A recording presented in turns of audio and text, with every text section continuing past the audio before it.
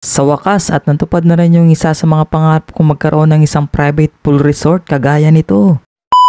Hello guys, at nandito nga kami ngayon sa Barangay Santa Cruz, San Simon, Pampanga.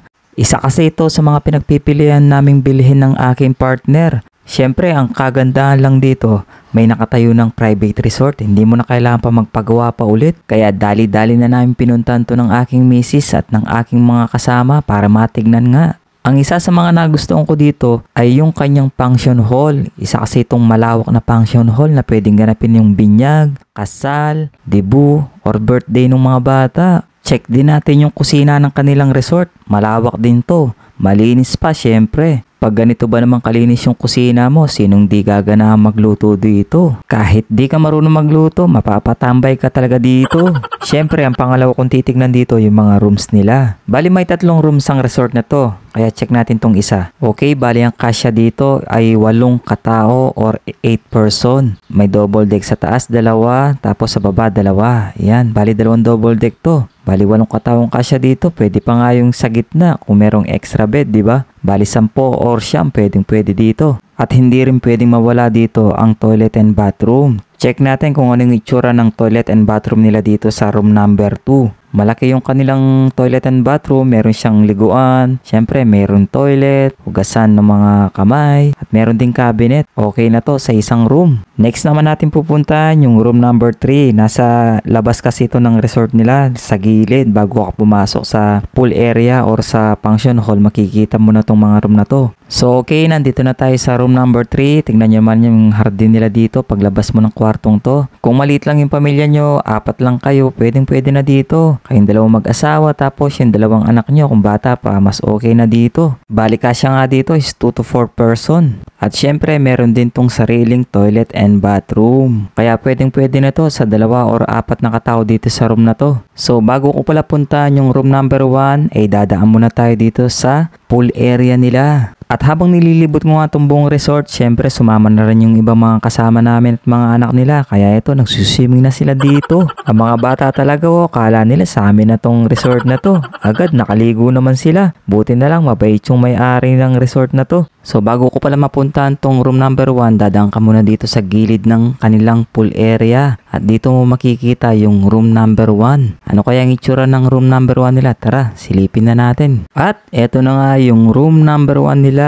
Mukhang mas malaki tong room number 1 nila. Kung makikita mo yung kanyang bed dito ay pwedeng 3 yung sa baba, tapos 2 sa taas, at meron pang extra dito sa hatakan sa ilalim ng kanilang parang drawer sa baba ng kama, 2. So magiging mga 6 or 7 katawang kasya dito. Mukhang nagugustuhan ko na tong resort na to Mukhang pasado na sa akin to. Ano sa palagay mo, Bob Jun? Pasado na ba sa'yo yan? So na-check na natin yung 3 rooms at okay naman sila sa akin, para sa akin. Dito naman tayo sa pool area, meron siyang parang shower area dito sa gilid. 4 na piraso tong nandito na shower area. Tapos ito yung pinaka main pool nila dito. May lalim pala ang pool area na to ng 4 to 7 feet. Palalim ng palalim to habang papunta ka dito sa pinaka dulo. Tapos dun sa gilid sa dulo, parang meron siyang jacuzzi style na swimming pool na maliit para sa mga bata siguro pag nakatambay lang sila doon at nakaupo. At dahil nga dyan mga guys, pasado sa amin tong resort na to, kaya dito na kami magsuswimming, kaya nagbayad na kami sa may-ari para rentahan tong kanilang private resort.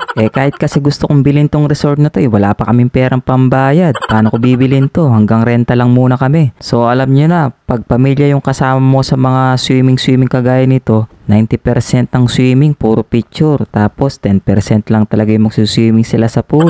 At kung gusto nyo mag-rent dito at malapit lang kayo dito sa San Simon, Pampanga, pwede nyo silang i-message sa kanilang Facebook page. At dahil nga puro vlogger na rin ng mga tao dito sa Pilipinas, ayan, may kanya-kanya ng style yung mga nagbablog natin. Tulad nito, di ba? Parang si Budang lang kung maglakad Ayan, post lang, konting post lang, earnings na daw sa kanya to. At dahil nga naka-promo to, nung nagpunta kami, binayad lang namin dito is 8,000 pesos.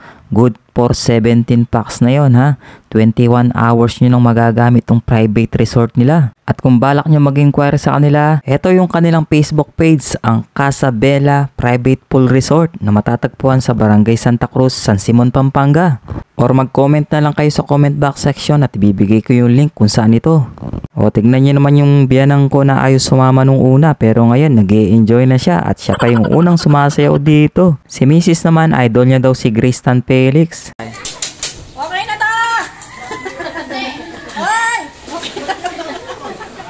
At syempre, mawawala ba naman ang inuman sa ganitong klase ng okasyon? Syempre, kasama ko yung mga bilaskot bayaw sa pag-iinom. Syempre, meron din tayong singer dito. At meron din tayong dancer. Ayan na.